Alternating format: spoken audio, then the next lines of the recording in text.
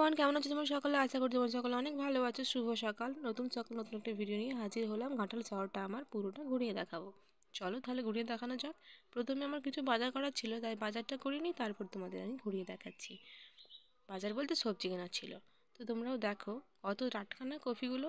হ্যাঁ, এই শীতে তোমাদের কার কার বাড়িতে কফি হয়েছিল তোমরা অবশ্যই বলতে ভুলো না কমেন্টে।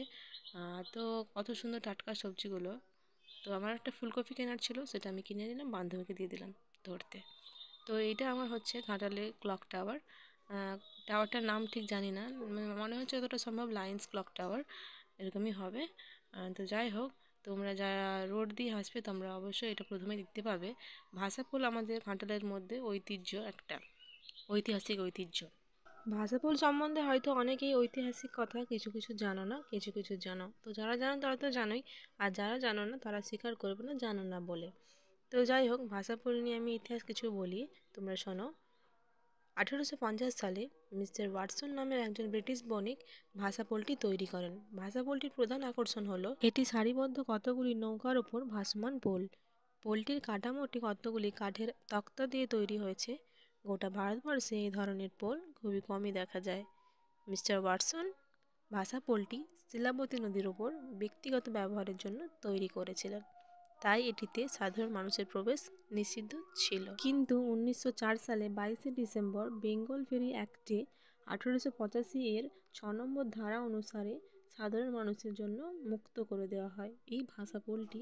এই যে নদীর আশেপাশে যত সব নোংরা আবর্জনা, এগুলোকে অ্যাভয়েড করো, কারণ নদীটাকে আমরাই খারাপ করি, আমরাই মানুষগুলোই। এই নদী সুন্দর। তো আমাদের এই ভাষাপোলটা তোমাদের কেমন লাগলো অবশ্যই কমেন্টে বলতে একদমই ভুলো না। আর এই ভাষাপোলটি সারাক্ষণই ভাসমান থাকে যতক্ষণ না নদীর জল বিপদসীমার ওপরে যায়। যখন বন্যা হয়, বিপদসীমার ওপরে যায়, তখন এই ভাষাপোলটি খুলে দেওয়া হয়। এই দেখো সকলে আমার মুখের দিকে তাকাচ্ছে, কি যেন হাসি পায় আমার। তো যাই হোক, ঘাটাল আসতে গেলে তোমাদের এই বন্দে পুরুষোত্তম আসতেই হবে। শান্তিপূর্ণ একটা জায়গা, খুবই সুন্দর, তাই সাধারণ করেছে হয়তো।